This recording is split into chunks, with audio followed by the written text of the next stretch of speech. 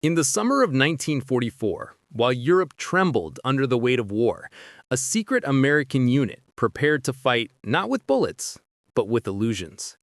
They were artists, sound engineers, and set designers, men who had once painted billboards or built stage sets on Broadway, now armed with brushes, loudspeakers, and inflatable tanks.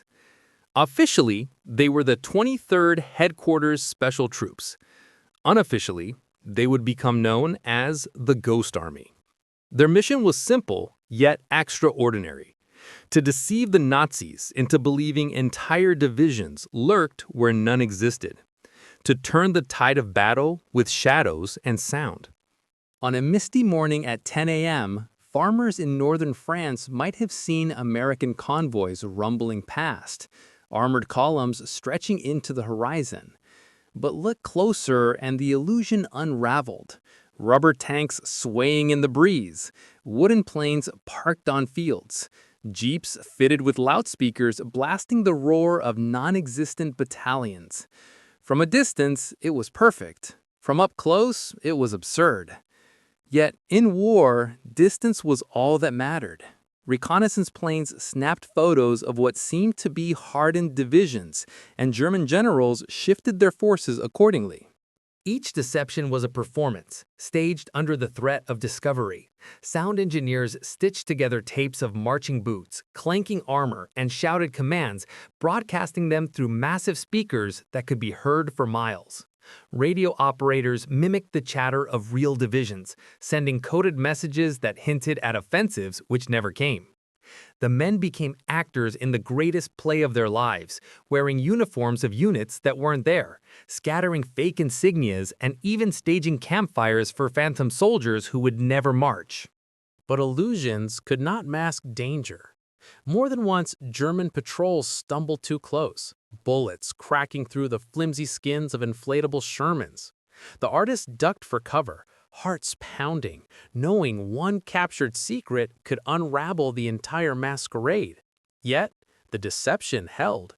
At night, under the pale glow of the moon, the Ghost Army inflated their rubber artillery, painted shadows to mimic wear and tear, and moved entire divisions across fields in hours, fooling enemy eyes into believing reinforcements had arrived. The most daring trick came in September 1944, near the Rhine River. The real U.S. divisions were preparing to cross elsewhere, but the Ghost Army was tasked with drawing German fire. With only 1,100 men, they created the illusion of 20,000. Inflatable vehicles lined the roads, dummy artillery pointed skyward, and sound trucks broadcasted the thunder of troops assembling for battle. German scouts reported overwhelming numbers, and enemy units shifted toward the phantoms, leaving the true crossing site weakened. The ruse had bought precious time, saving thousands of lives in silence. By early 1945, the Ghost Army had perfected their craft.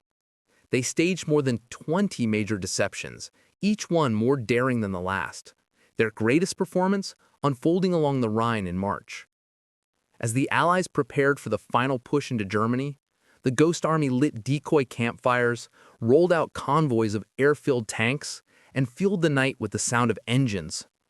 While the Nazis watched the phantoms, the real army crossed elsewhere, hammering into the heart of the Reich.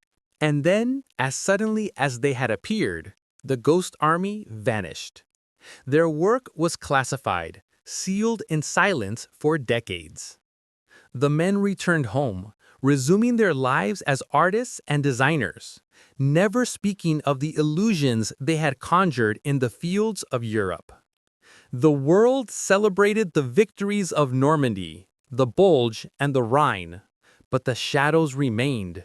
In the background, unacknowledged, only years later did the truth emerge, that an army of ghosts had marched through France and Germany, saving lives not with firepower, but with imagination. They had fought with paint and canvas, with sound and deception, proving that in war, perception could be as deadly as steel. The Nazis never knew they had been tricked by rubber and radio waves, by actors masquerading as soldiers, by illusions so fragile a single bullet could puncture them. Yet those illusions held long enough to alter the course of battles, and perhaps the course of history itself. The Ghost Army left no monuments, no cemeteries filled with their dead.